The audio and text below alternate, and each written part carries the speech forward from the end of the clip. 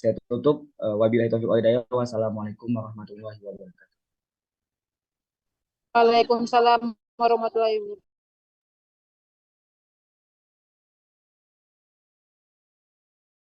Terima kasih kepada saudara.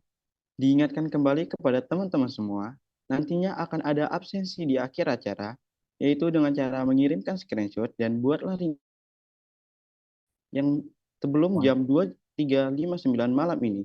Dan pastikan teman-teman mengikuti acara dari awal hingga akhir dengan tertib ya.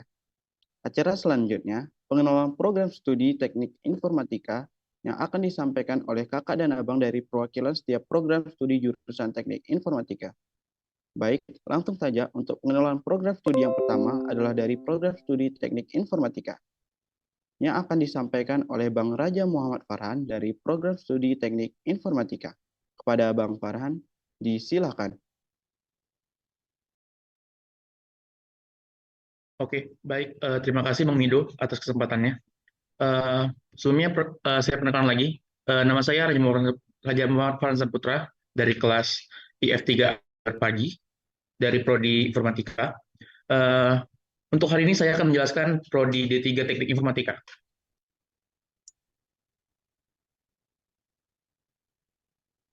Oke.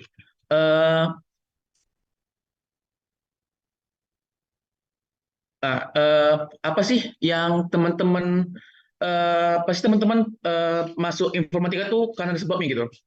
Mungkin ini adalah beberapa sebabnya gitu. Karena kayak Indonesia tuh kekurangan banyak gitu, talenta-talenta untuk di digital gitu, ataupun di perkodingan, di programmer seperti itu.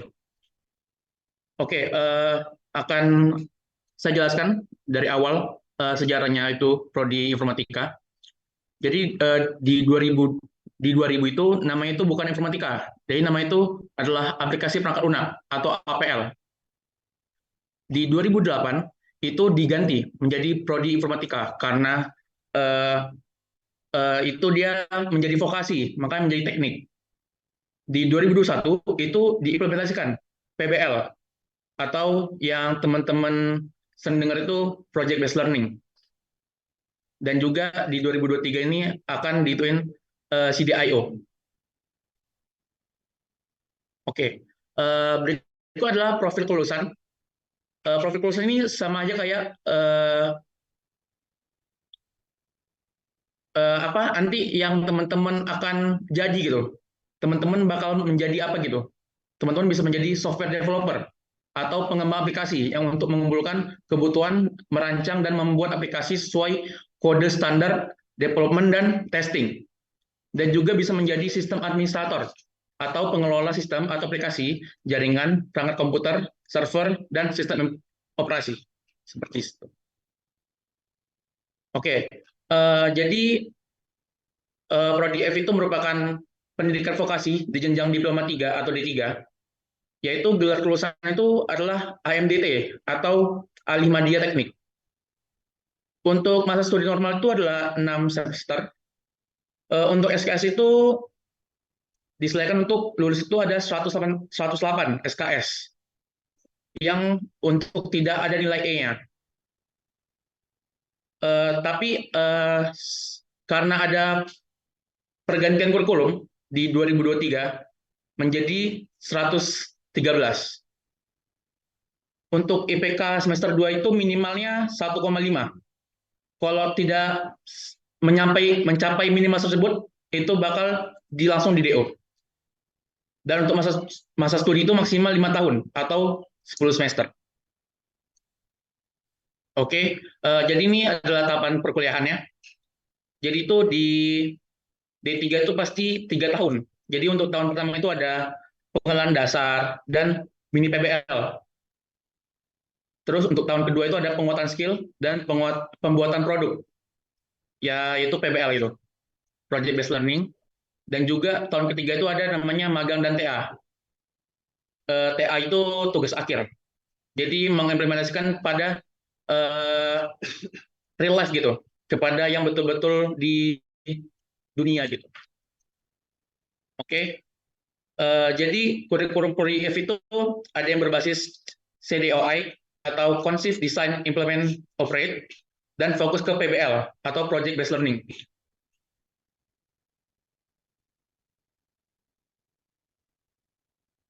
Oke. Oke, mungkin ini kayak apa aja sih yang dari semester 1 sampai semester 3 yang teman-teman tujuannya gitu. Jadi kalau semester 1 itu membekali mahasiswa dengan landasan dan pengenalan di bidang informatika pada umumnya dan pemrograman pada khususnya, siswa akan belajar tentang matematika, pemrograman dasar, pengenalan teknologi informasi, dan pembuatan proyek aplikasi sederhana, seperti itu. Ini peta mata kuliah. Sebenarnya ini adalah mata kuliah semester 1. Jadi di semester 1 itu ada pengantar proyek perangkat lunak itu dengan 2 SKS, pengantar teknologi informasi atau PTI itu dengan 4 SKS, dasar pemrograman web itu 4 SKS, dasar pemrograman 4 SKS, sistem komputer itu 3 SKS, matematika itu 3 SKS, dan pendidikan Pancasila itu 2 SKS. Selain itu di Prodi itu juga ada namanya program MBKM atau Merdeka Belajar Kampus Merdeka yang dapat diikuti oleh mahasiswa. Jadi itu program itu ada studi independen, ada ISMAVO, jadi itu pertukaran pelajar atau program mahasiswa, tapi itu di berbagai negara, jadi mancanegara. PMM itu kebalikannya, di dalam negeri atau domestik saja. Selain itu ada gambar sertifikat. Selain itu bisa diklaim ke SKS. Jadi teman-teman tidak perlu mengikuti perkuliahan gitu. Kalau di PMM, ISMAVO, dan studi independen. Oke, kompetensi untuk yang di Prodi itu ada KMIPN, terus ada Gemastik, baru ada PKM. Seperti itu. Jadi juara kompetisi dapat mengklaim SKS tugas akhir, sehingga tidak perlu mengerjakan tugas akhirnya. Tapi itu dengan persyaratan yang dari jurusan. Seperti itu. Oke, mungkin sekian dari saya. Mohon maaf jika ada kesalahan kata ataupun kesalahan pengomongan. Saya ucapkan terima kasih. Saya akhiri, wassalamualaikum warahmatullahi wabarakatuh. Saya kembalikan ke Bang Mido.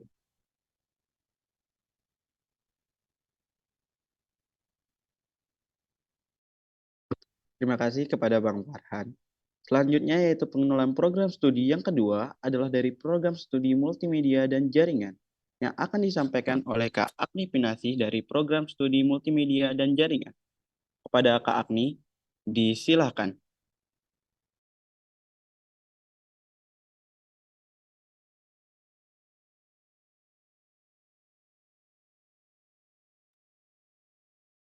Oke, baik. Terima kasih sebelumnya, Bang Mido.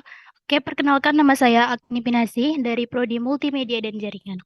Baiklah teman-teman sekalian, di sini saya berkesempatan untuk menjelaskan tentang lebih lengkapnya Prodi Teknik Multimedia dan Jaringan itu sendiri. Nah, untuk Prodi Teknik Multimedia dan Jaringan sendiri, KAPS-nya atau Kepala Program Studinya yaitu adalah Ibu Sandi Prastianingsih, SSTM Media. Nah, untuk apa aja yang akan Kakak jelaskan di sini tuh, yang pertama itu tentang deskripsi prodi, kemudian nanti ada visi dan misi, profil lulusan, kurikulum, prestasi, MBKM, dan juga yang terakhir ada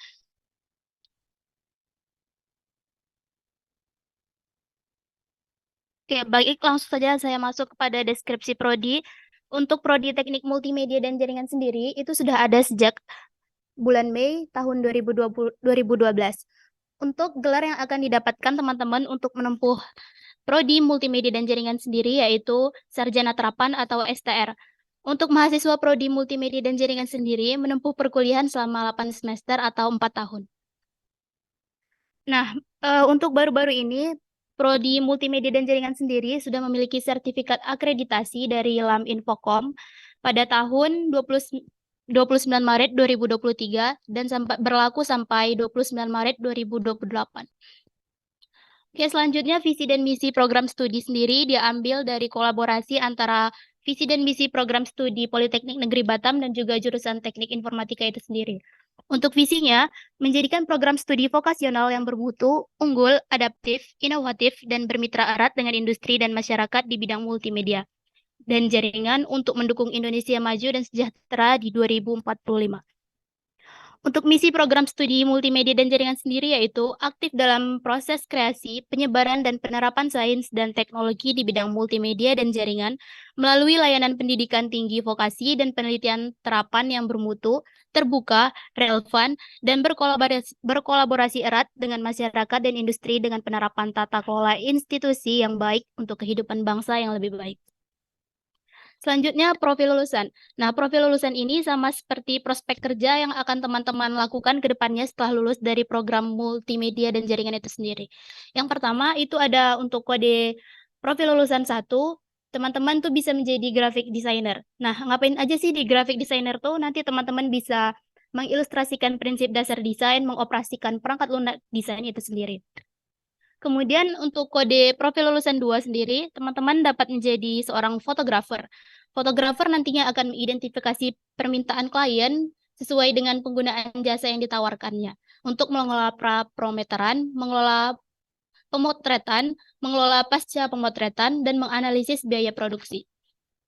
Selanjutnya untuk kode PL atau profil lulusan ketiga yaitu scriptwriter. Kemudian selanjutnya ada sound editor dan storyboard. Untuk profil lulusan selanjutnya itu ada UI UX designer dan video editor. Untuk UI UX designer sendiri, nantinya teman-teman akan membuat blueprint user interface atau UI dan menganalisis user experience atau UX. Untuk video editor sendiri, nantinya teman-teman akan mengoptimalkan spesifikasi program, mengidentifikasi persiapan editing, dan juga mengoptimalkan ekspor hasil editing menjadi file video yang diperlukan. Selanjutnya, untuk profil lulusan videographer, teman-teman dapat mengidentifikasi rencana kamera, mengelola kamera, menata komposisi, pengoperasian kamera, dan menata fokus. Dan yang terakhir yaitu adalah untuk profil lulusan yang ke-9 yaitu entrepreneur. Teman-teman dapat menganalisis survei pasar atas suatu produk, menganalisis studi proses produksi suatu produk, menganalisis jenis produk yang akan diusahakan, dan menguji promosi produk itu sendiri. Oke, selanjutnya yaitu kurikulum yang diberlakukan pada Prodi Multimedia dan Jaringan sendiri yaitu CDIO atau Conceive, Design, Implement, dan Operating. Untuk konsep sendiri yaitu konsep memahami, kemudian desain, merancang, dan implement sendiri adalah penerapan, dan yang terakhir operate atau beroperasi. Penerapannya di sini teman-teman untuk konsep sendiri membutuhkan personal skill, yang mana teman-teman dalam personal skill ini sendiri membutuhkan pengetahuan, sistem pemikiran yang kritis, dan juga creative thinking. Kemudian di tahap selanjutnya teman-teman memperoleh desain, yaitu teman-teman dapat merencanakan perancangan produk seperti costing, perhitungan biaya, drawing, perancangan produk itu sendiri, dan algoritmanya. Kemudian untuk implement atau implementasi, teman-teman dapat membuat implementasi dari desain yang telah teman-teman buat, yaitu coding, testing, dan validasi. Kemudian untuk yang terakhir yaitu operate atau operasi, teman-teman dapat bergerak dalam bidang marketing dan juga training atau pengujian produk itu sendiri. Nah, di Polibatam sendiri, khususnya Prodi Multimedia dan Jaringan, telah menerapkan kurikulum CDIO, yang mana CDIO itu adalah dalam pengertian yang dapat kita mengerti secara luas, yaitu kurikulum yang berkaitan antara mata kuliah satu dengan mata kuliah yang lain, sehingga dapat diimplementasikan. Nah, teman-teman semua pasti sudah pernah dengar kata PBL atau mini PBL. Nah, itu semua adalah salah satu contoh penerapan kurikulum CDIO, yang mana dalam mata kuliahnya sendiri nanti akan berkaitan dengan produk mini PBL yang teman-teman akan hasilkan. Misalnya nih, teman-teman mau buat produk PBL, website, aplikasi website keuangan misalnya. Nah, nanti teman-teman sebelumnya harus memahami sendiri nih, apa tuh website yang dibutuhkan untuk klien yang teman-teman punya. Kemudian selanjutnya teman-teman akan merancang dan kemudian menjadikan produk tersebut dengan codingnya dan penerapan dari desain tersebut. Kemudian yang terakhir itu implementasi dan penerapan dari operasi yang teman-teman telah jalankan. Untuk kurikulum CDIO tadi memiliki 6 step. Yang pertama, define the problem. Yang kedua, solution criteria. Yang ketiga, solution research. Yang keempat, pick a solution. Yang kelima, create, run, inspect solution. dan yang terakhir yaitu research solution. Untuk kurikulum sendiri yang diberlakukan dari semester 1 sampai semester 8, tepatnya di semester 1 itu ada conceptual at first think project, yang kedua di semester 2 itu ada design project, kemudian video project, animation project, media digital interaktif project, multimedia project, industrial entrepreneurship, dan yang terakhir yaitu di semester 8 kita memperoleh final project. Nantinya teman-teman di semester 8, di semester 7 itu sebelumnya teman-teman akan melakukan magang, dan di semester 8 itu kita sudah menyusun TA. Nah, untuk di semester 3 sendiri, kakak ini kan lagi di semester 3, jadi proyek PBL-nya itu berkaitan dengan videografi dan sesuai dengan kurikulum yang tertera di sini. Kemudian dalam beberapa tahun terakhir, mahasiswa Prodi Multimedia dan Jaringan telah memperoleh prestasi di bidangnya. Nah, salah satu bidang lomba yang diikuti teman-teman Prodi MJ sendiri itu ada KMIPN atau Kompetisi Mahasiswa Informatika Politeknik Nasional. Tepatnya, teman-teman kita ini telah memperoleh Best Poster posisi nomor 1 kategori pengembangan aplikasi dan permainan. Kemudian ada Best Poster 3 kategori e-government, yaitu lomba di kompetisi mahasiswa informatika Politeknik Nasional 2023 yang tepatnya kemarin itu diadakan di Surabaya. Kemudian penjelasan tentang MBKM atau Merdeka Belajar Kampus Merdeka. Bentuk kegiatan Merdeka Belajar yang diterapkan Politeknik Negeri Batam sendiri terdiri dari 2 kriteria, yaitu kegiatan Merdeka Belajar di luar program studi dan kegiatan Merdeka Belajar yang difasilitasi di dalam program studi sendiri. Nah, nantinya penyerapan bobot MBKM dapat dilakukan dalam bentuk bebas, terstruktur, dan gabungan. Untuk persyaratan umum yang berlaku di Poli Batam, sebagai implementasi kegiatan MBKM di luar Politeknik Negeri Batam adalah mahasiswa Poli Batam dapat melaksanakan pembelajaran maksimum 40 SKS. Nah, biasanya untuk memenuhi 40 SKS itu teman-teman semua harus menempuh 2 semester untuk mengambil 40 SKS-nya. Nah, salah satu contohnya yaitu pertukaran pelajar, ada kemudian magang, kemudian studi proyek independen, penelitian riset, proyek kemanusiaan, kegiatan wirausaha, dan lain-lainnya. Kegiatan MBKM di luar program studi di dalam Poli Batam hanya pertukaran pelajar setara dengan maksimum 20 SKS atau 1 semester. Jadinya nanti teman-teman yang telah mendaftar dan lulus PMM misalnya, teman-teman tuh ke kampus tujuan teman-teman setelah 1 semester, kemudian balik lagi ke kampus asal teman-teman. Kemudian pembelajaran di luar Poli Batam dapat dilaksanakan mulai semester 2. Nah, nantinya teman-teman yang berminat mendaftar PMM, pertukaran mahasiswa merdeka itu bisa dimulai dari semester 2. Nah, untuk informasi dan pengajuan kegiatan MBKM dapat ditinjau pada link yang tertera. Kemudian untuk alumni sendiri, kita nih punya alumni dari multimedia dan jaringan yang sukses-sukses nih teman-teman.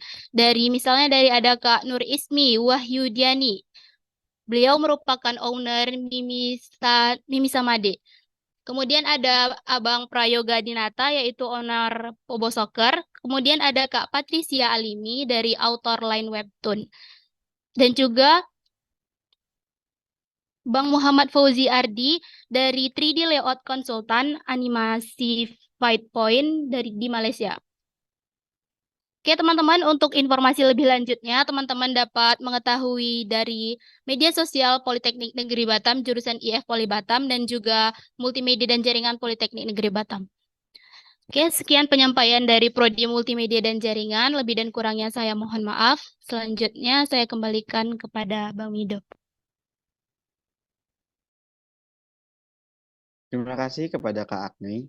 Selanjutnya itu pengenalan program studi yang ketiga adalah dari program studi teknik geomatika yang akan disampaikan oleh Bang Muhammad Syarul Putra Ramadan dari program studi geomatika.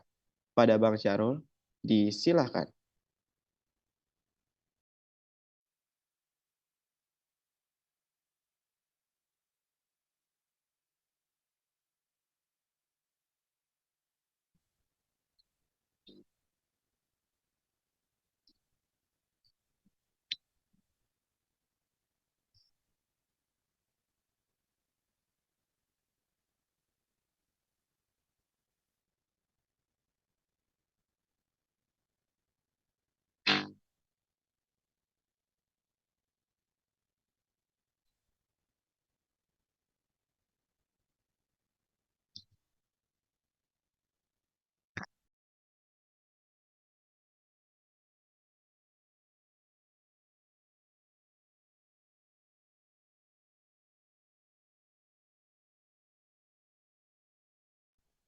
Kali Kak.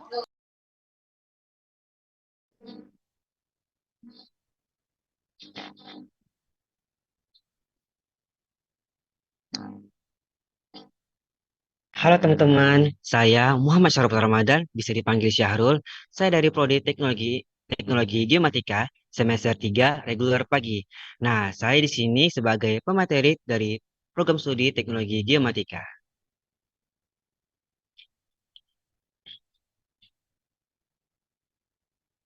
Oke, kita tunggu dulu ya untuk materinya. Nah, baiklah, sebelum masuk ke materinya, saya mau menjelaskan sejak tanggal 8 September 2023, Teknik Geomatika telah berubah nama menjadi Teknologi Geomatika. Nah, dan juga sejak tanggal 1 September 2023, Teknik Geomatika ini telah terakreditasi internasional, yaitu ABET, Accreditation Board of Engineering and Technology. Nah, selanjutnya saya akan menjelaskan di sini saya akan ada beberapa menjelaskan materinya, yaitu ada profil lulusan, kurikulum, fasilitas lab yang dimiliki, prospek pekerjaan, prestasi mahasiswa dan alumni, dan yang terakhir ada dosen program studi. Nah, di samping saya ini ada TC Factory Survey and Mapping Service. Oke, salah satunya itu ada topografi survei, hidrografi survei, oceanografi survei, construction survey, work survey, mine survey, dan terakhir ada dredging survey.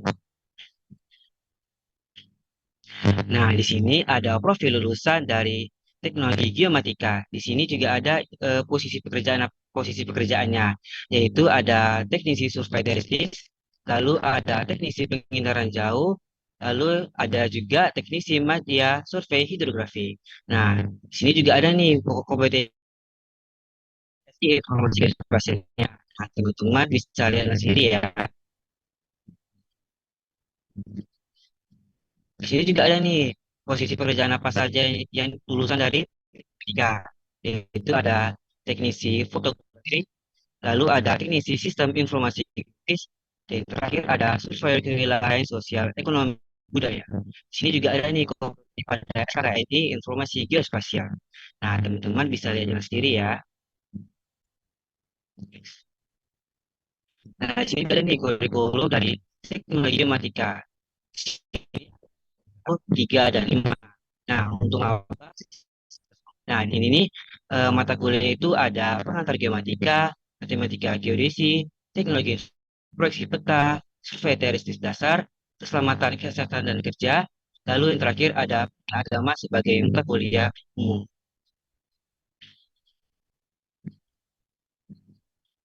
Selanjutnya di sini juga ada dari semester 4 dengan mata kuliah 7 dengan SKS 19, lalu ada juga semester 6 yaitu ada magang, etika profesi dunia kerja, dan yang terakhir ada pelaporan kerja. Nah, di samping sini ini eh, si- eh, ada metode pembelajar teknologi matematika ini menggunakan sistem pembelajaran yaitu berbasis project based learning. Nah, di project based learning ini ada project based, case method, and project based. Nah, apa saja aktivitas laboratorium yang dimiliki program studi teknologi. Ada laboratorium surveying yang berada di belakang gedung RTF lantai dasar, lalu ada laboratorium JIS yang berada di gedung RTF lantai 5 ruangan 1 dan 2, lalu ada laboratorium survei hidrografi yang berada di gedung RTF lantai 6 ruangan 4, dan terakhir ada laboratorium remote sensing yang berada di gedung F lantai 5 ruangan 4. Ada prospek kerjaan lulusan teknologi geomatika. Sini juga ada nih dari instansi pemerintah. Salah satunya itu ada dari Badan Informasi Geospasial, Kementerian Agraria dan Tata Ruang atau Badan Pertanahan Nasional, ada BP Batam di bagian pengelolaan pertanahan, ada juga di EPB Batam di bagian pusat perencanaan program strategis, lalu ada BMKG, pemerintah daerah dan Polda. Nah, untuk di bagian perusahaan swasta itu ada PT MC Darmot Batam, lalu ada PT SMOE, TDSAW dan atau style. Nah, di sini juga ada nih ada prestasi mahasiswa apa saja apa saja prestasi mahasiswa dari teknologi geomatika. Nah, teman-teman bisa lihat dengan sendiri ya apa saja prestasi-prestasinya. Nah, di sini juga ada nih prestasi mahasiswa dari program studi teknologi geomatika.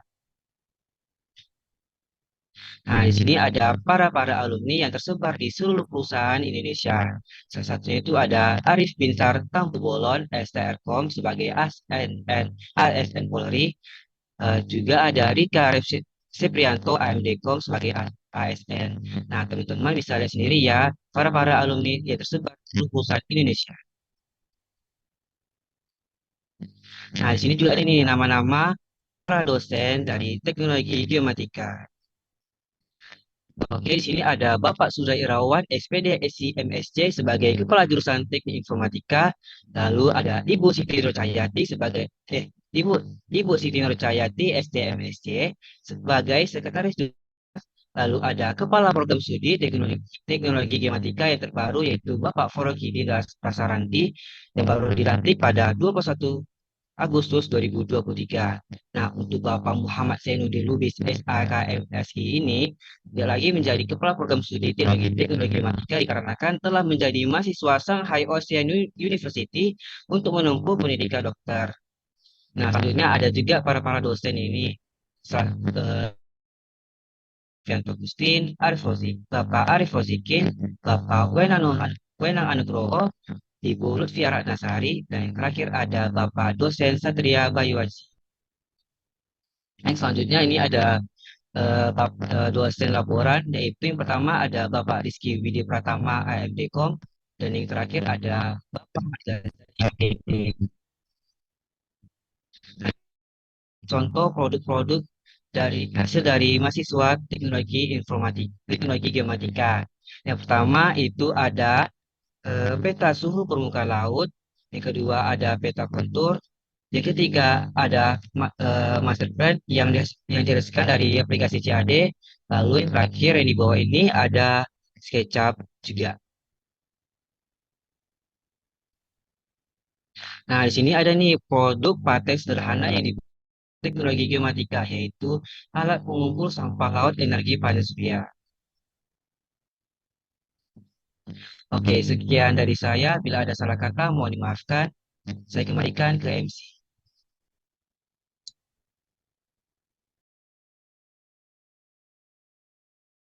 Terima kasih kepada Bang Syahrul atas penyampaian materinya.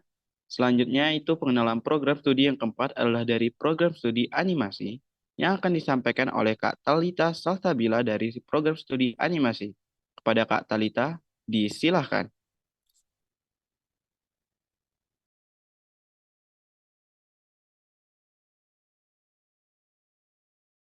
Oke, baik. Sebelumnya selamat siang teman-teman semua. Sebelumnya saya perkenalan diri lagi ya. Nama saya Talita Salsabila Kuete Ain. Saya dari program studi animasi dari semester 5. Oke, sebelumnya mungkin dari teman-teman dari prodi animasi dan saya, dan udah menjalani mata kuliah yang ada di program animasi sendiri. Nah, jadi apa sih prodi animasi itu? Mungkin bagi orang awam mengenalnya program studi animasi itu program studi yang membuat anime. Kebanyakan saya mendengar dan sering dicap sebagai orang-orang yang jijik, padahal nggak ya teman-teman.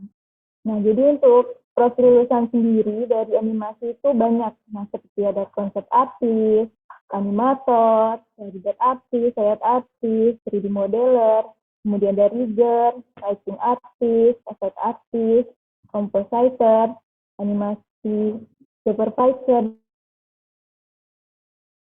Ya, untuk kurikulum juga mengacu pada SKKMI 2020-173 dengan total 148 SKS, serta menerapkan blended learning, kemudian project-based learning, dual system, dan juga RPL.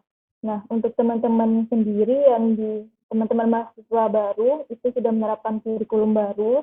Jadi untuk semester 1, mata kuliahnya itu ada story development, driving fundamental, 2-dimensional nirmana, creative idea, dan introduction to animation, Photography for Animation, Visual Culture, dan Experimental Animation. Nah, mungkin teman-teman maba juga udah menjalani mata kuliah di semester 1 ini dan di kelas malam. Juga untuk semester yang atas juga mengikuti kurikulum yang baru. Jadi banyak perubahan di mata kuliahnya. Lanjut, kemudian ada fasilitas lab atau studio yang ada di program studi animasi. Nah, mungkin dari teman-teman maba sendiri udah pada mulai kuliah offline dan sudah masuk di lab-lab di program studi animasi. Salah satunya ada lab desain grafis, kemudian ada lab animasi, kemudian ada lab rendering, lab motion capture, lab clay modeling, kemudian ada drawing class, kemudian ada test creative lab di Nongsa Digital Park, kemudian ada APLAS atau Animation Production Space, kemudian ada PRAS atau Creative Art Studio, kemudian ada lab audio compositing dan editing. Kemudian untuk partnership dari program studi animasi Finance Studio, mungkin teman-teman udah nggak asing ya sama nama-nama untuk partnership ini. Ada Nongsa Digital Park, kemudian ada Jetaman Studios, kemudian ada Ayu Kreasi, kemudian ada Farafa Hosep, ada Jati Bening juga, dan Animasi, Asosiasi Industri Animasi dan Kreatif Indonesia. Nah, kemudian ada prestasi mahasiswa. Nah, untuk prestasi sendiri, alhamdulillah ini di program studi animasi mendapat juara 3 dari lomba TNIPN kategori animasi 2023. Kemudian juga kemarin baru dapat kabar bahwa tim animasi di finalis Gemastik 2023 juga menang dengan judul 1%. Itu mungkin teman-teman bisa lihat videonya di YouTube Animasi Poli Batam. Mereka mendapat finalis Gemastik 2023. Kemudian untuk tahun 2022 itu ada juara 1 International Edupreneur Summer Program, kemudian ada juara 1 animasi ini, dan yang terakhir juara 2 KMTN kategori animasi. Untuk di tahun 2021 ada juara 2 KMTN kategori animasi, kemudian ada Festival UNN Animation and Film Festival, kemudian ada juara Hero Motion, kemudian ada juara pameran 2021 di UNES, kemudian ada 33 karya pada International Exhibition ASEAN atau Digital Art Society atau ASEDAS, kemudian ada Exhibition Quarantine Art atau QUAS 2021 International Student Society PM Malaysia, dan yang terakhir ada Poli Batam 2021 tingkat institusi. Untuk tahun 2020, prestasinya itu ada Backcraft, Developer Inkubator, kemudian finalis Gemastik, kemudian juara lomba komik strip di Taman Studio, kemudian finalis dan lolos pendanaan Timnas GSK, kemudian ada Animasi Exhibition, dan juga juara pada PSTC kategori ide cerita, ilustrasi, dan animasi.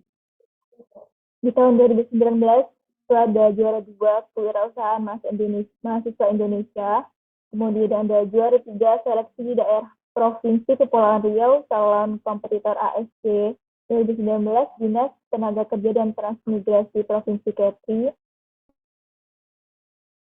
Elises 2019, dan yang terakhir ada finalis KMTN 2019. Di 2018 sendiri itu ada juara favorit lomba poster di Universitas Muhammadiyah Yogyakarta. Kemudian untuk mahasiswa magang. Nah, untuk mahasiswa magang sendiri itu bisa di Moving Things Production Studio Anugrah. Kemudian di Farafa Hosep, ada di Didia Studio, kemudian ada PT Adia Bumi Batam, kemudian ada di Clay Laboratorium, ada di PT Citra Tubindo TBK, kemudian ada di TV Murah Mulia Solusius, kemudian ada di Asita DPD Kepri, kemudian bisa di Batam News, PT Sinar Mega PO Sera Indonesia Pratama, ada PT Sijori Interbintana Pers, PT Infinity Batam, Starseed, PT Jati Bening, Pemko Batam, Kominfo, kemudian PT Budaya Digital Indonesia, Rainbow Kids Learning Center, dan ONSAC PT Alpha Cakrawala Indonesia. Nah, untuk karya-karya sendiri itu sudah banyak dihasilkan dari program studi animasi. Mungkin teman-teman juga bisa melihat di YouTube Polibatam Animasi atau di DigiArt Studios. Nah, untuk karya-karya ini dihasilkan dari teman-teman di DigiArt Studio. Mungkin kita menyaksikan sebentar ya untuk karyanya.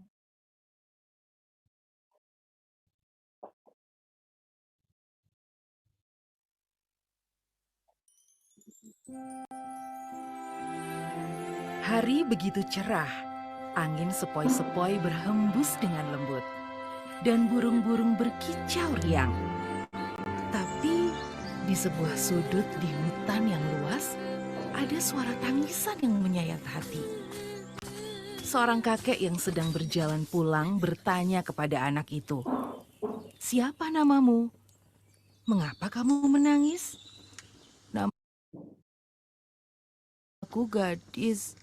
Aku disuruh mencari kayu bakar oleh keluarga tiriku sejak pagi tadi. Tapi semua ranting di hutan ini masih lembab. Ini, bawalah satu ikat kayu kering ini. Jumlahnya tidak banyak, tetapi akan cukup untuk memasak malam ini." Dirilis dan mungkin teman-teman di Studios. Betul kata kakek itu. Hari dengan cepat menjadi gelap. Ibu tiri dan saudara tiri Gadis sudah menunggu dengan geram. Karena takut dimarahi, Gadis menunggu sampai mereka berdua masuk rumah dan tidur.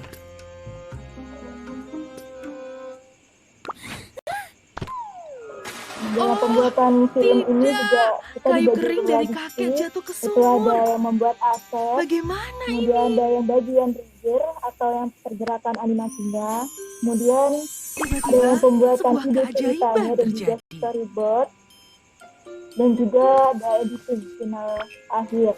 Seperti yang teman-teman tahu, di animasi Maaf, itu ada Bangau. tahapan, ada 3 tahapan. Lebih baik kamu ada jangan ikut pulang pra-production, denganku. Nanti production, dan juga ibu dan saudara post-production. tiriku akan memarahiku. Ya, mungkin untuk tayangannya kita hentikan dulu. Mungkin teman-teman nanti bisa lanjut lihat di YouTube.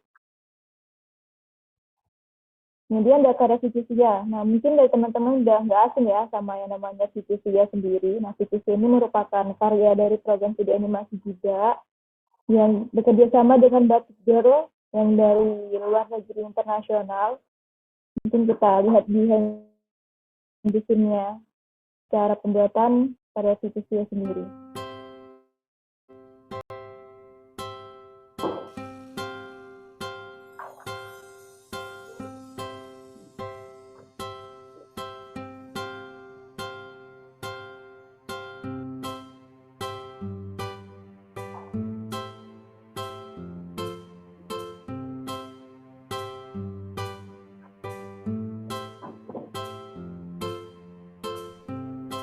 Everyone makes mistakes, so don't ever be afraid.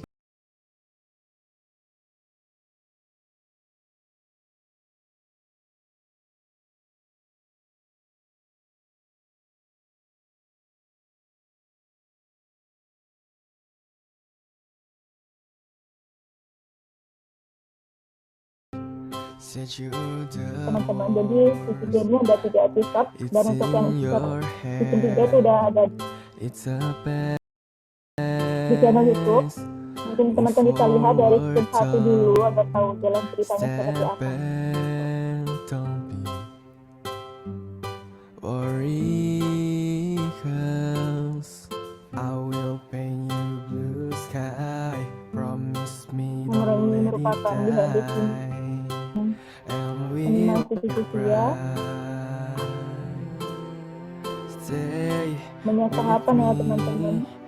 I'm the one who need you, so don't Ketika teman-teman lihat pembuatannya we're still here to make tidak semudah yang dibayangkan. the time will pass and you'll be fine, 'cause I know you want to be with me, and you know I'm I'm still here and let me Ini proses company. dubbing, ini editing video.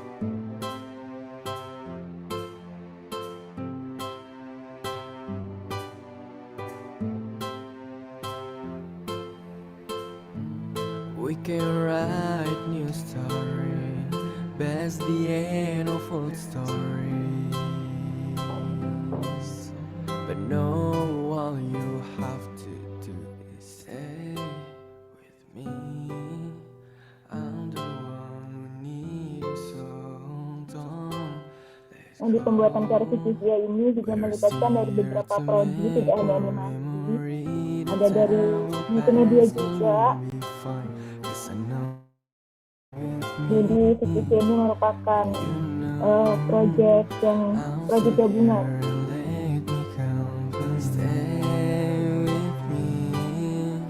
I'm the one who needs you, so don't let go. We're here to make more memory. The time will pass and you'll be fine. So now you want to be with me, and you know I'm still here and let me company.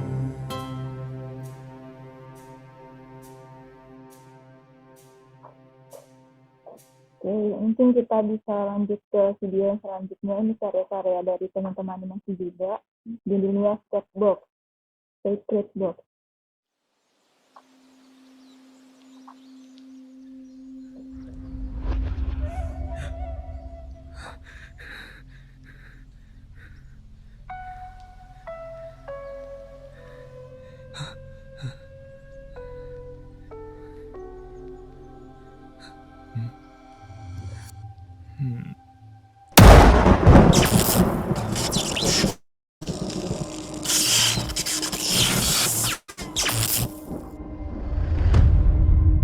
Nah, ini trailernya, mungkin teman-teman bisa lihat full videonya di YouTube.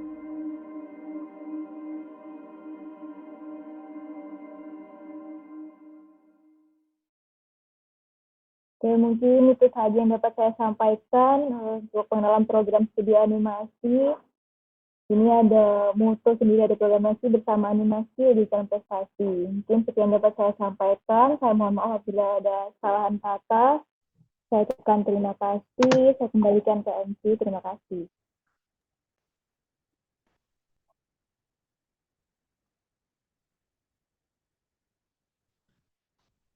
Terima kasih kepada Kak Talita. Selanjutnya yaitu pengenalan program studi yang kelima adalah dari program studi Rekayasa Keamanan Cyber yang akan disampaikan oleh Bang Brianda Akilah Fahmat Putra dari program studi Rekayasa Keamanan Cyber. Pada Bang Brianda, disilahkan.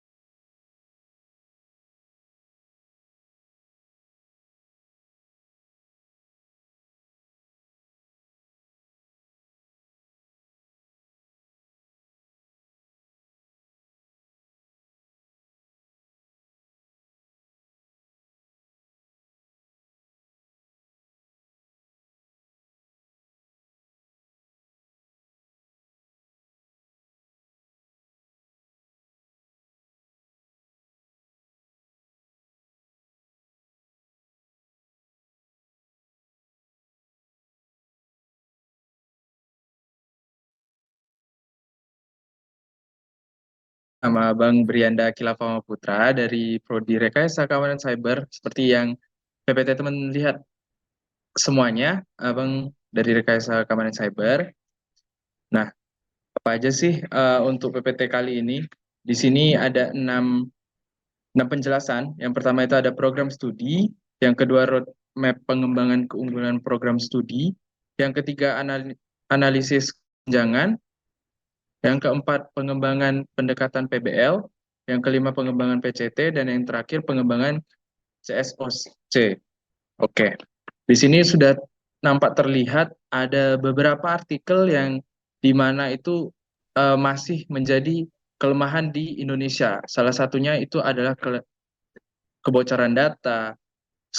Kedua itu ada dibobolnya data. Itu adalah salah satu dari kurangnya keamanan dari sistem jaringan atau sebuah aplikasi.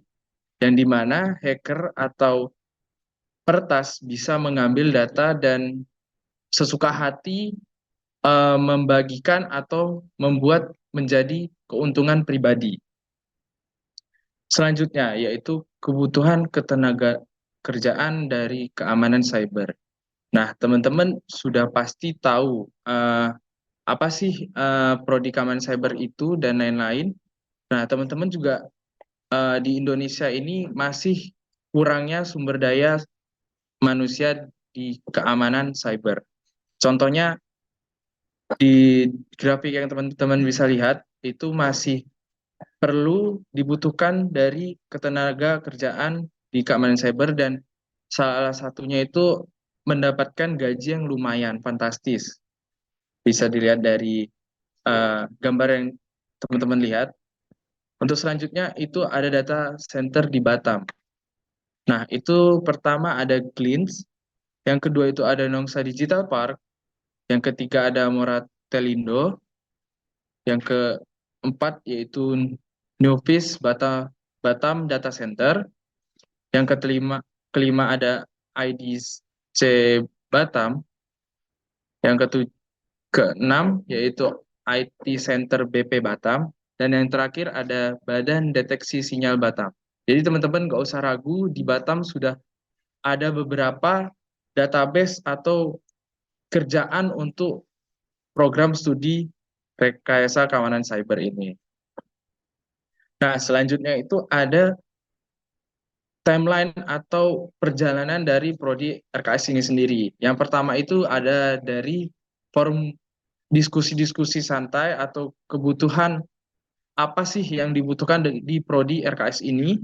Setelah itu 2019 itu mulai menyusun dokumen untuk mendirikan prodi rekayasa keamanan cyber sendiri dan tahun 2020 yang dimana mahasiswanya itu hanya 38 orang. Dan sekarang kakak-kakak dan abang-abang ini sedang menjalankan magang di Jakarta, di Batam, di Jogja, dan di Malang. Selanjutnya di 2021 masuk ke angkatan kedua yang dimana jumlahnya 112 dan selanjutnya di angkatan ketiga 220 dan sekarang teman-teman sendiri di angkatan keempat jumlahnya itu sekitar 330. Selanjutnya, apa itu keamanan cyber? Keamanan cyber itu pengembangan keamanan cyber yang tujuan tertentunya itu salah satunya melindungi sistem, jaringan, dan program dari serangan digital. Atau bisa disebut kita menjadi security di internet. Nah, itu tujuannya itu agar tidak orang lain atau orang yang tidak bisa mengakses, mengubah, dan menghancurkan informasi-informasi yang ada. Jadi tidak sembarangan orang bisa mengakses informasi yang ada di internet inilah. Nah, selanjutnya itu ada profil lulusan. Untuk keamanan cyber sendiri itu ada 5, System Security Analyst, Cyber Security Administrator, Network Security Administrator, Vulnerability Assessment Analyst, dan Cyber Security Awareness Office. Di sini teman-teman dijadikan kelulusan untuk menjaga jaringan internet, menjadi analisis dan menjaga sistem dari serangan-serangan yang tidak bisa sembarangan orang halang. Untuk selanjutnya itu adalah sebaran mata kuliah. Sekarang teman-teman masih di semester 1 dan itu masih terbilang dasar. Salah satunya itu adalah dasar keamanan cyber di mana teman-teman masih belajar santai-santai dan di semester 2 itu masih santai dan seterusnya naik-naik teman-teman bakalan meningkatkan level teman-temannya sendiri. Sampai di semester 8 teman-teman itu bakal magang dan sudah menyusun TA atau tugas akhir. Selanjutnya itu ada dosen prodi RKS. Nah, untuk dosen prodi RKS ini banyak, dan salah satunya adalah Kaprodi Studi Rekayasa Keamanan Cyber, itu ada Pak Hamdani Arif, dan dosen-dosen yang seperti di sini ada Bu Nelmiawati, Pak Agus Fatulohman, Pak Supar, Pak Cahya, Pak Andi, Pak Hamim, dan lain sebagainya. Untuk jumlahnya untuk tahun ini tuh ada PLT tetap itu ada 4, dan dosen praktisi itu ada 5. Nah, selanjutnya di mana sih laboratorium dan workspace pembelajaran RKS ini? Nah, itu terletak di TA atau Tower A.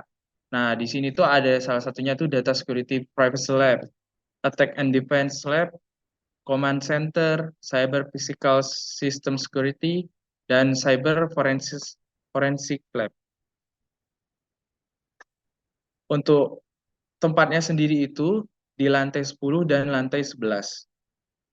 Nah, untuk prestasi dan aktivitas mahasiswa nih, salah satunya itu ada yang baru-baru ini, itu adalah Best Write Up KM IPN 2023 dari abang-abang yang di bawah ini yang ada di gambar.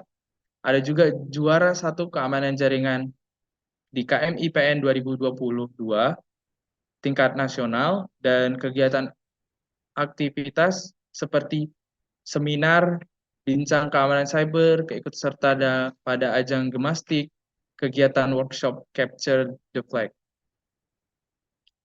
Nah, untuk roadmap pengembangan keunggulan program studi, di awal banget pada tahun 2020 itu masih belum ada PBL, dan naik di 2021 itu PBL yang berbasis dari internal, hanya dari proyek-proyek dari Politeknik Negeri Batam saja, dan naik seterusnya sudah makin berkembang ke industri. Jadi tidak hanya seputar Politeknik Negeri Batam, tetapi seputar PT-PT yang ada di Batam.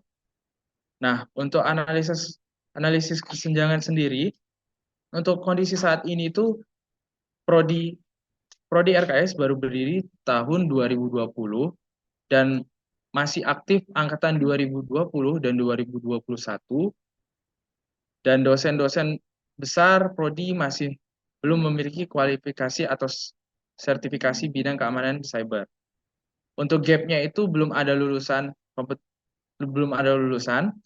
kompetensi dosen belum memadai. Kondisi yang diharapkan itu lulusan pertama itu pada 2023, dan bakal banyak kualifikasi atau sertifikasi di keamanan cyber. Untuk pendekatan PBL sendiri, yang teman-teman sudah tahu, PBL itu adalah Project Based Learning, dan di Project Based Learning itu pasti punya problem based learning-nya sendiri. Untuk di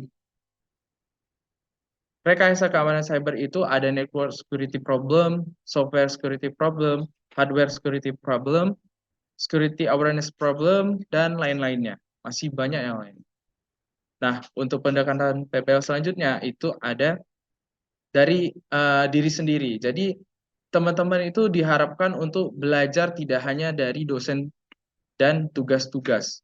Jadi, teman-teman harus lebih membuka wawasan di luar, seperti mengikuti kuis, mengikuti akademi di luar kuliah. Habis itu bisa lihat artikel-artikel gimana sih cara untuk mengamankan data, gimana sih cara untuk tidak gampang dibobol oleh hacker-hacker di luar sana. Nah, untuk metode PBL sendiri itu ada namanya Product Owner atau PO. Setelah itu ada Project Manager, dan teman-teman bakal mendapatkan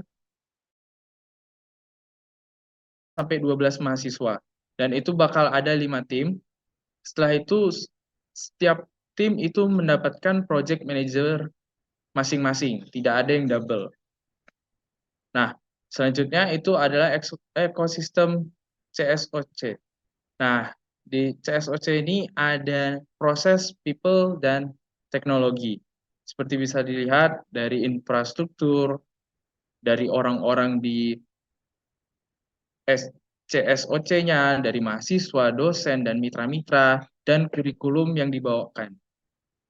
Nah, selanjutnya ada PCT Team. Untuk PCT Team ini teman-teman bisa lebih ke arah mengembangkan lebihnya itu di sistem keamanan cyber. Seperti teman-teman bisa mengikuti lomba, kompetisi. Jadi tidak sembarangan PCT ini belajar atau membuat tim. Jadi teman-teman bakal lebih mengetahui gimana sih cybernya itu, gimana sih keamanan bisa dijaga oleh manusia, gimana sih kayak orang ngebobol ke PCT Team sendiri itu sudah banyak ikuti lomba seperti di sebelah kanan ini teman-teman bisa lihat ada Selamat dan Sukses Bang Jin, habis itu Bang Joy, dan ada lagi finalis Gemastik. Untuk selanjutnya adalah pengembangan CSOC. Nah, teman-teman di sini bakalan setiap tahunnya itu bakal berkembang. Seperti saat ini itu ruangan yang dipakai itu di Tower A 11.4. Nah, itu bakal didesain untuk masa depan, itu didesain seperti yang tertera di kiri, jadi lebih bagus dan lebih modern lagi.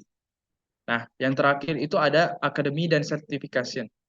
Nah, untuk akademi dan certification ini seperti yang tadi saya bilang, itu teman-teman tidak hanya belajar di dosen saja, dari akademi-akademi yang ada seperti AWS Academy, AC Council, habis itu ada Cisco Networking Academy. Jadi teman-teman bisa mengasah akademi ini dan bisa menjadi portofolio di sertifikasi itu menjadi portofolio dari teman-teman.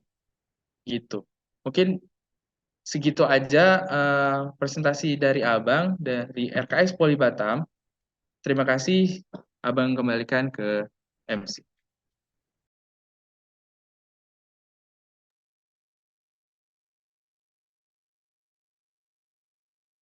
Terima kasih kepada Bang Brianda. Selanjutnya, pengenalan program studi yang ke-6 adalah dari program studi Rekayasa Perangkat Lunak yang akan disampaikan oleh Kak Audrey Mistiara dari program studi Teknologi Rekayasa Perangkat Lunak. Kepada Kak Audrey. Oke, Assalamualaikum warahmatullahi wabarakatuh. Selamat siang semuanya teman-teman. Perkenalkan, nama saya Audrey Mistiara dari Teknologi Rekayasa Perangkat Lunak. Pada kesempatan kali ini saya akan memberikan penjelasan tentang program studi Teknologi Rekayasa Perangkat Lunak. Boleh di next slide? Oke, jadi pada program studi Teknologi Rekayasa Perangkat Lunak ini, seperti yang kita tahu, merupakan program studi yang paling baru ya teman-teman. Ini merupakan program studi yang baru ada saat tahun 2022. Nah, jadi teman-teman yang baru masuk sekarang ini merupakan angkatan kedua dari Teknologi Rekayasa Perangkat Lunak. Nah, di sini kita memiliki kepala program studinya, yaitu Bapak Supardianto M.Eng, yang merupakan Ketua Program Studi TRPL. Nah, Bapak ini memiliki pendidikan terakhir yaitu Magister Strata 2 atau S2. Nah, jadi pada program studi Teknologi Rekayasa Perangkat Lunak ini, teman-teman ini disiapkan, berfokus menyiapkan lulusan sarjana terapan di bidang pengembangan perangkat lunak, desain yang memiliki kemampuan analisis, desain, perancangan, atau pemrograman, penjamin kualitas dan keamanan perangkat lunak atau software. Boleh di next slide? Oke, selanjutnya ada profil lulusannya. Di sini ada Rekayasa Perangkat Lunak atau Software Engineer. Setelah itu ada Data Analyst, ada juga Database Administrator, ada juga Penjamin Mutu atau Software Quality Assurance, dan juga ada Wirausaha atau Technopreneur. Boleh di next slide? Oke, selanjutnya di sini merupakan mata kuliah dan apa saja yang teman-teman pelajari di program studi Teknologi Rekayasa Perangkat Lunak. Nah, pada semester 1 teman-teman bakalan dikasih penjelasan untuk pengantar rekayasa perangkat lunak dan juga pemrograman. Nah, di sini teman-teman bakal diberikan algoritma pemrograman yang membuat aplikasi berfungsi. Selanjutnya, pada semester 2, teman-teman bakal dikenalin dengan pemrograman berorientasi objek. Nah, di sini teman-teman bakal eh, memiliki keterampilan untuk mendesain, memiliki ide, dan orientasi objek. Selanjutnya, pada semester 3, teman-teman bakal belajar mobile apps programming. Nah, di sini kita bakal belajar menggunakan mobile. Nah, membuat aplikasi berbasis mobile ya, teman-teman. Jadi, di sini teman-teman bakal mengintegrasikan desain dan pemrograman UI UX ke dalam produk yang berfungsi. Selanjutnya, pada semester 4, teman-teman bakal belajar tentang pemrograman IoT. Nah, di sini bakal merancang dan membangun aplikasi menggunakan teknologi IoT untuk menciptakan produk atau solusi inovatif dengan pertimbangan keamanan. Oke, selanjutnya ada di semester 5 kita bakal belajar semester 5 ini bakalan semester 5 di sini ada startup. Nah, di sini teman-teman bakal mengembangi digital startup ya teman-teman. Selanjutnya di semester 6 ada kewirausahaan atau entrepreneurship. Nah, teman-teman di sini teknologi terbaru dalam rekayasa perangkat lunak dan penggabungan teknologi. Selanjutnya di semester 7 teman-teman di sini semester 7 kita bakalan magang dan juga memperkenalkan kepada mahasiswa pada budaya industri dan melatih tenaga kerja masa depan dan kepemimpinan industri. Selanjutnya pada di semester terakhir atau semester 8 ini merupakan proyek akhir dari teknologi rekayasa perangkat lunak. Nah, ini adalah proyek batu penjuru. Dalam proyek ini, tim mahasiswa akan merancang, membangun, dan menguji solusi untuk masalah nyata. Oke, selanjutnya. Nah, pada konsep pembelajaran ini, teman-teman bakalan belajar dengan kuliah yang interaktif dan aplikatif melalui PBL ya, teman-teman, Project Based Learning, yang teman-teman tahu kita bakal ngebuat aplikasi. Nah, pada semester 1, teman-teman bakalan ngebuat aplikasi berbasis web. Nanti di semester 2, teman-teman masih membuat dalam web, dan semester 3 kita bakalan masuk ke mobile. Oke, selanjutnya. Nah, teman-teman di sini udah pada kenal pastinya ya dosen-dosennya, jangan sampai salah lagi. Di sini ada pengantar rekayasa perangkat lunak, ada Ibu Dr. Metasanti Putri, STMSC, PhD, merupakan dosen yang ya seperti yang kita tahu, Ibu ini sudah S3. Selanjutnya ada Bapak Kaprodi kita yang akan memberikan tentang pelajaran analisis dan spesifikasi kebutuhan perangkat lunak. Oke, selanjutnya. Nah, pada pemrograman berbasis web, teman-teman bakal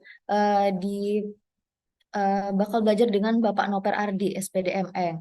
Nah, selanjutnya ada basis data, pengantar basis data yang bakal diajari oleh Bapak Ahmadi Irmansyah Lubis, Eskom, Mkom. Oke, selanjutnya. Nah, di algoritma dan pemrograman, teman-teman bakal belajar dengan Ibu Alena Uperyati, STMCS. Nah, di sini ada matematika diskrit. Ada 2 dosen, yaitu ada Bu Siska Handayani, MSI, dan juga ada Ibu Siti Nurcayati, STMSC. Oke, selanjutnya. Nah, ruang-ruang perkuliahan yang kita pakai biasanya ada di ruang 12.2 atau lab pair programming. Lab ini untuk metode berpasangan dalam proses programming. Jadi di sini kita banyak digunakan startup. Selanjutnya di ruang 12.3B ada coworking space conceive. Teman-teman bakal belajar untuk ruang PBL, teman-teman bakal di sini. Oke, selanjutnya. Nah, di ruang 12.4 atau lab programming, di sini teman-teman bakal belajar bersama dosen-dosen mata kuliah dasar semester 1 seperti Alpro, Programming Web, dan lain-lain. Nah, bisa dibaca ya teman-teman aturan di 12.4, jangan sampai dilanggar, oke? Selanjutnya, oke, jadi ini sosial media dari TRPL, boleh di-follow, dan juga pantau terus informasi-informasi tentang TRPL. Oke, selanjutnya. Oke, selesai. Terima kasih. atas terima kasih banyak atas karena sudah mendengarkan penjelasan dari saya. Mohon maaf apabila ada kesalahan dan kesalahan kata. Saya kembalikan ke MC. Terima kasih. Terima kasih kepada Kak Audrey. Demikian pengenalan program studi jurusan Teknik Informatika dari setiap perwakilan program studi. Semoga teman-teman dapat mengenali program studi masing-masing sebagai bekal dalam menjalani perkuliahan ke depannya. Selanjutnya, yaitu penayangan video virtual tour. Oke, mungkin sebelumnya di sini teman-teman udah pada tahu belum tentang fasilitas dan ruangan apa saja yang ada di jurusan Teknik Informatika. Sepertinya ada yang belum tahu dan ada juga yang sudah tahu. Karena ruangan dan fasilitas yang ada di ruangan Teknik Informatika cukup banyak ruangnya. Wah, mungkin dari teman-teman di sini juga pada penasaran. Kita akan langsung saja menayangkan video virtual tour untuk mengetahui ada ruangan dan fasilitas apa aja yang ada di jurusan Teknik Informatika. Langsung saja, ini dia video virtual tour jurusan Teknik Informatika. Kepada teman-teman, selamat menyaksikan.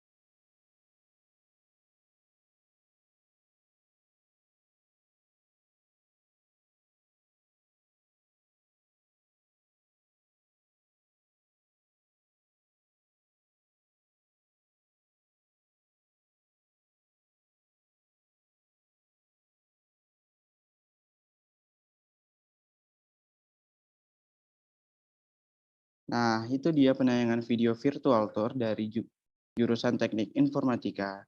Diharapkan dengan penayangan video tersebut, teman-teman dapat mengenali fasilitas dan ruangan apa aja yang ada di jurusan Teknik Informatika. Dan yang pastinya, teman-teman jangan sampai nyasar ya.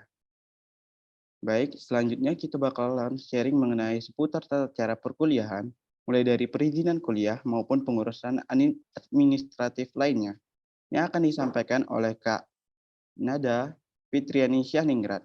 Diharapkan kepada teman-teman untuk menyaksikan acara dengan seksama, karena informasi yang akan disampaikan akan sangat penting untuk menjalankan perkuliahan teman-teman ke depannya.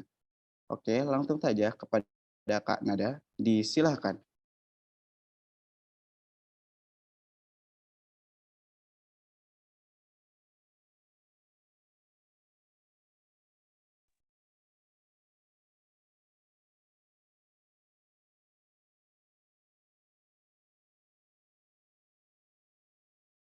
Halo teman-teman kelas malam pengadilan jurusan Teknik Informatika. Perkenalkan, saya Nada Fitria yang akan menjelaskan materi seputar perkuliahan, mulai dari tata cara izin perkuliahan, tata cara peminjaman ruangan, pengajuan surat pengantar survei ke perusahaan, dan lain-lain. Nah ini, untuk yang pertama ini adalah foto seluruh dosen dan dosen laboran yang ada di jurusan Teknik Informatika. Untuk perkenalan lebih lanjutnya akan dibacakan di slide selanjutnya ya, untuk beberapa yang perlu kita ketahui. Selanjutnya ini adalah prodi yang ada di jurusan Informatika. Untuk ini sendiri mungkin bisa saya lewatkan saja, dikarenakan sebelumnya juga udah dijelaskan. Nah, ini adalah petinggi prodi yang ada di jurusan Teknik Informatika. Yaitu ada ketua jurusannya Bapak Sudra Irawan, sekretaris 1 jurusannya Ibu Siti Nur Cahyati, sekretaris 2 jurusan Bapak Cahya Miranto, dan koordinator lab Bapak Andri Alberta. Selanjutnya ini adalah ketua program studi atau KPS yang ada di jurusan Teknik Informatika. Yaitu KPSIF ada Bapak Ahmad Amin Tohari, KPSMJ Bapak Ibu Sandi Prasetyaningsih, KPSGM Bapak Paroki Dinda Rasaranding. Mohon maaf untuk slide-nya ini belum diubah sama orang TU-nya, jadi mohon dimaafkan ya. Selanjutnya KPS Animasi itu ada Ibu Seli Arkati, ada KPS RKS Bapak Hamdani Arif, KPS RPL Bapak Supardianto. Nah, yang terakhir ini adalah staf tata usaha yang ada di jurusan Teknik Informatika, yaitu ada Ibu Rana Mariwa, Bapak Dede Nurdiansyah, Ibu Novia Cafitriani. Nah, untuk khusus anak malam, itu staf tata usahanya ada di Bapak Dede Nurdiansyah. Untuk call center TU atau nomor WA WhatsApp-nya itu ada tertera di layar ya. Selanjutnya, jurusan Teknik Informatika juga mempunyai visi dan misi tersendiri. Nah, visinya yaitu menjadi jurusan vokasi yang bermutu, unggul, adaptif, inovatif, dan bermitra erat dengan industri dan masyarakat di bidang teknik informatika untuk mendukung Indonesia Maju dan Sejahtera 2045. Tugasnya sendiri yaitu aktif dalam proses kreasi, penyebaran, dan penerapan sains dan teknologi di bidang informatika, multimedia dan jaringan, geomatika, animasi, dan keamanan cyber melalui layanan pendidikan tinggi vokasi dan peningkatan terapan yang bermutu, terbuka, relevan, dan berkolaborasi erat dengan masyarakat dan industri dengan penerapan tata kelola institusi yang baik untuk kehidupan bangsa yang lebih baik. Nah, selanjutnya ini adalah izin perkuliahan mahasiswa. Nah, gimana sih caranya untuk izin perkuliahan mahasiswa yang berhalangan hadir karena sakit, acara keluarga, pekerjaan untuk kelas karyawan, atau keperluan izin lainnya dan atas persetujuan dosen wali akademik. Nah, caranya itu yang pertama, buka link polybakam.id izin perkuliahan ganjil 2324, kemudian isi form dengan nama, NIM, kelas, izin perizinan, tanggal mulai izin, tanggal terakhir izin, kemudian upload surat izin, upload bukti chat persetujuan wali dosen, upload surat bukti nama wali dosen, yang terakhir nama dan nomor HP orang tua atau wali. Nah, untuk surat izin kuliah dapat diunduh di link izin perkuliahan tadi ya. Selanjutnya ini alur peminjaman ruangan lab jurusan IF di luar jadwal PBL dan perkuliahan. Untuk alur peminjaman ruangan lab yaitu yang pertama, mahasiswa mengajukan peminjaman ruangan di link Penru selanjutnya. Selanjutnya, mahasiswa dapat meng-email atau memberi pesan WA ke penanggung jawab kegiatan atau Manpro. Kemudian, Manpro akan memforward email ke PIC Lab-nya dan PIC Lab akan verifikasi peminjaman, dan yang terakhir mahasiswa cek status di link Penru untuk melihat apakah di ACC atau di reject. Untuk peminjaman auditorium atau ruangan lainnya saat weekend, teman-teman bisa langsung ke silam atau sim.polibatam, lalu scroll ke bawah dan klik bagian speknya, klik layanan mahasiswa, pilih layanan penggunaan ruangan kegiatan Ormawa, lalu unduh dan isi kertas borangnya dan kirim kembali ke PI. Nah, selanjutnya ini ada pengajuan surat pengantar survei ke perusahaan. Jika teman-teman nanti sedang menjalankan tugas akhir dan memiliki kebutuhan untuk survei ke perusahaan, pasti membutuhkan surat pengantar survei yang dapat dilihat melalui link bit.ly pengajuan survei 22.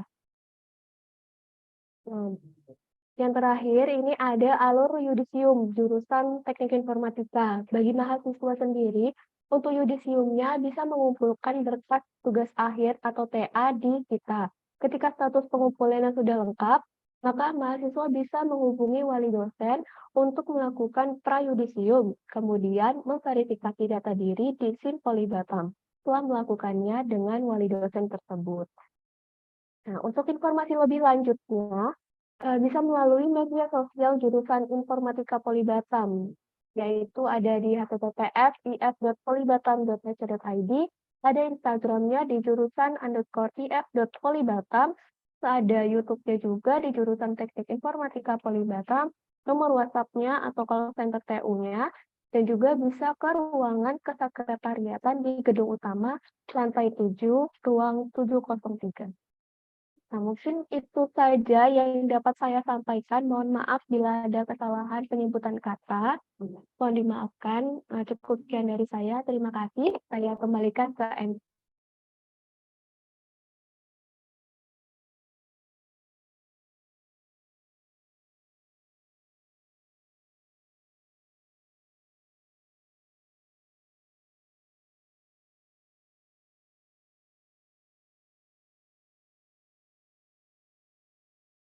Terima kasih kepada Kak Nada atas penyampaian materinya.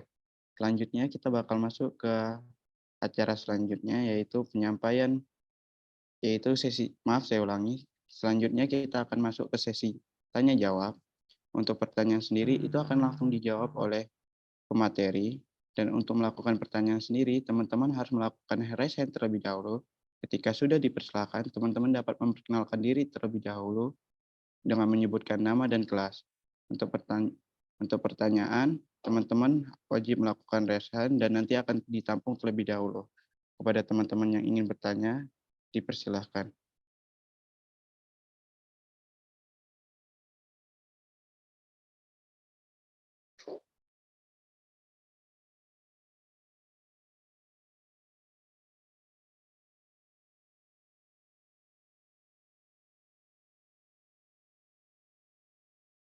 Nggak ada yang mau bertanya kah ini? Ayo, yang ada yang belum kesampaian, masih penasaran ingin ditanyakan, silahkan ditanyakan.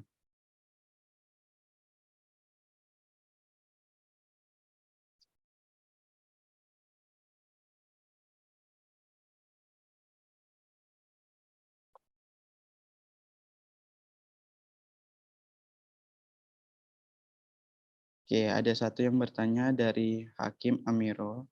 Oke, itu untuk pertanyaan pertama akan ditampung terlebih dahulu. Dari teman-teman yang lain, ada yang ingin ditanyakan?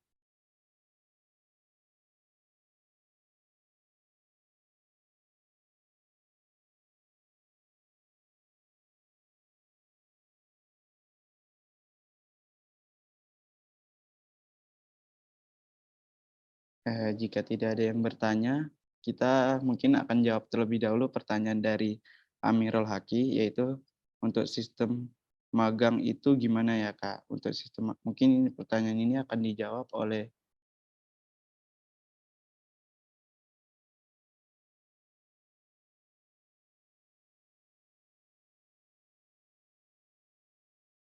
Oke, untuk pertanyaan pertama yaitu dari Hakim Amirul dari IF terkait magang. Mungkin dari Bang Farhan bisa dijawab terkait magang IF itu bagaimana ya, Bang? Oke, makasih Bang Mido. Oke, makasih juga Hakim Amirul untuk pertanyaannya. Jadi untuk sistem magang ya. Jadi untuk magang itu, untuk jurusan IF itu magang itu dimulai di semester 5. Jadi magang itu bisa direkomendasikan ataupun bisa dicari gitu. Jadi ada sistem rekomendasi dari dosen ataupun dari politeknik atau di sistem mencari sendiri magangnya. Dan untuk magang itu, untuk di IF itu magang itu harus 8 bulan. Seperti itu. Mungkin apakah jelas? Apakah sudah terjawab?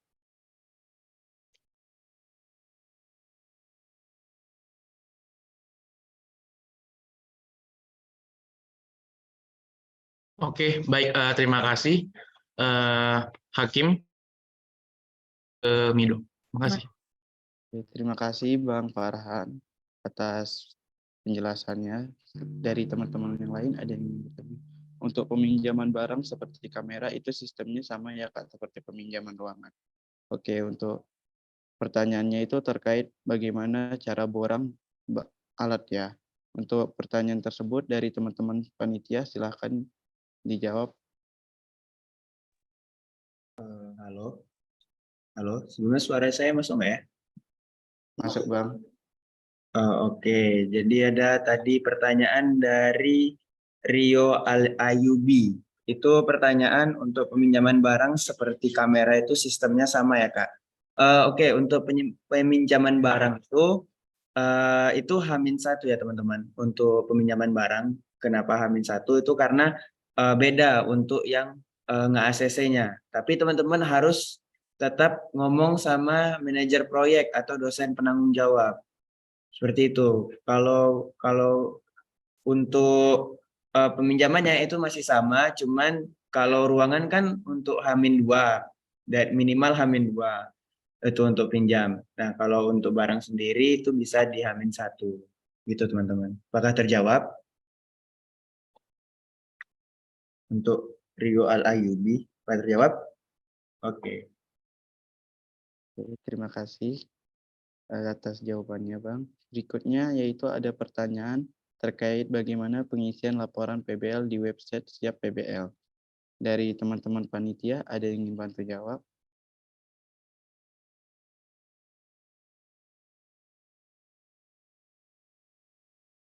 Oke, baik.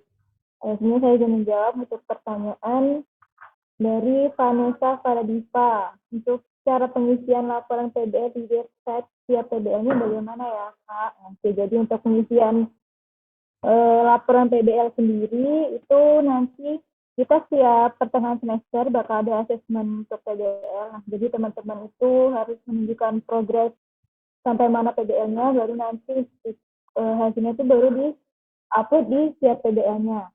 Nah, mungkin teman-teman harus buka web Siap PBL-nya, nanti di sana itu bakal ada tempat pengumpulan laporan, kemudian dokumen-dokumen yang diperlukan seperti dokumen HKI, baru kemudian nanti hasil progres PBL-nya seperti apa, dan juga untuk laporan presentasinya, PPT seperti itu.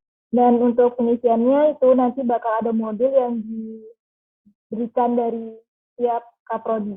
Gitu. Apakah terjawab dari Vanessa Faradipa?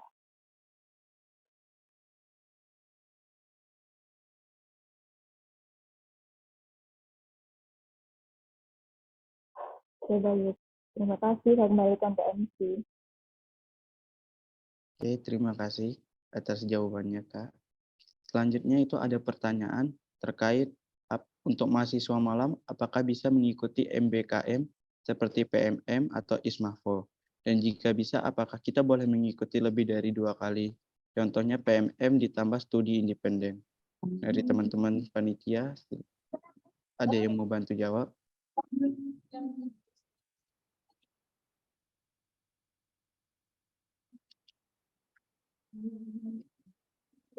Iya.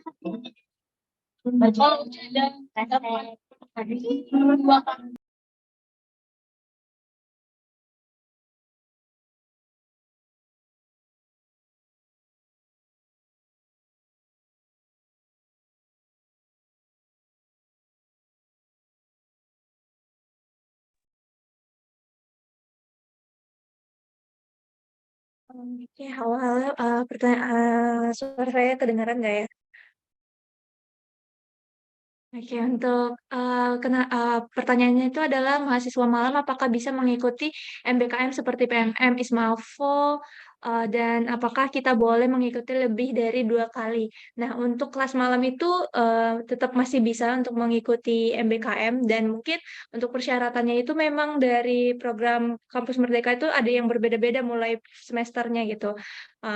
Jadi untuk kelas malam itu ada beberapa mitra yang bisa, ada juga mitra yang tidak bisa. Dan lalu untuk pertanyaan yang apakah kita boleh mengikuti lebih dari 2 kali. Nah, untuk program Kampus Merdeka sendiri itu maksimalnya itu hanya 2 kali, teman-teman. Jadi kalau untuk lebih dari 2 kali itu tidak bisa.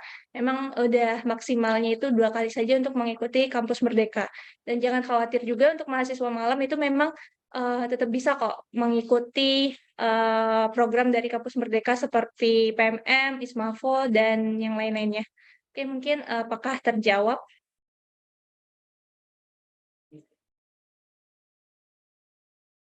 Oke, mungkin sudah terjawab. Bisa saya kembalikan ke MC. Terima kasih. Oke, terima kasih atas jawabannya, Kak. Selanjutnya, pertanyaan berikutnya itu terkait untuk tim PBL, apakah sama terus atau akan ada pergantian di semester berikutnya? Oke, dari teman-teman panitia, ada yang ingin membantu jawab? Izin menjawab untuk pertanyaan yang ditanya ya, tim PBL-nya itu sama terus atau ada pergantian tim di semester depan.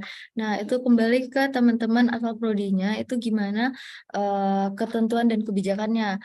Nah, biasanya itu setiap semester itu diganti ya teman-teman. Nah, tergantung prodinya, seperti yang Kak bilang tadi, itu kalau misalnya ada seperti misalnya semester 1 dipilihin dosen, bisa jadi di semester 2 teman-teman pilih sendiri untuk timnya. Tapi bisa jadi juga teman-teman masih dipilihin dosen. Tapi biasanya itu teman-temannya tetap berganti. Jadi kayak nggak satu tim terus di semester itu. Di semester selanjutnya. Apakah terjawab dari Viola Nurul Sabila?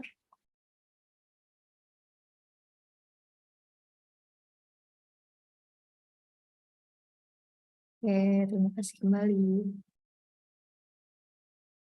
Oke, terima kasih atas jawabannya, Kak. Untuk pertanyaan teman-teman yang belum terjawab, mungkin akan ditampung terlebih dahulu oleh panitia dan akan dijawab di grup WhatsApp yang sudah ada. Untuk demikian juga untuk sesi jawab, untuk pertanyaan akan dijawab nantinya di grup WhatsApp untuk pertanyaan yang telah teman-teman berikan. Tidak terasa sudah berada di penghujung acara. Setelah mendengarkan paparan materi dari tadi, teman-teman diharapkan dapat paham dan mengenal lebih dalam tentang jurusan, mulai dari program studinya, ruangan, dan fasilitas apa saja yang ada di jurusan teknik informatika.